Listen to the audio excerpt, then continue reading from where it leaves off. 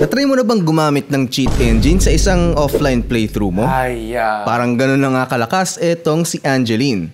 Ang My Daughter Left the Nest and Returned an S-Rank Adventurer ay isang heartwarming and unique na anime. Si Belgrave ay isang adventurer na nagretiro bilang isang handyman sa isang countryside nung naputulan siya ng right leg.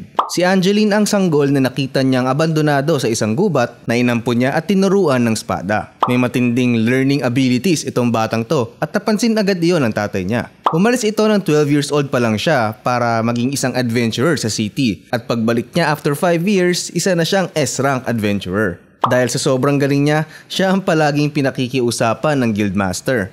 At dahil din doon, laging nauudlot ang kanyang mga vacation leave. Kasama ang mage na si Miriam at ang ranger na si Anessa, ang anime na ito ay nag-e-explore ng themes ng adventure, family, growth, at paglipas ng panahon. Follow for more anime quick reviews.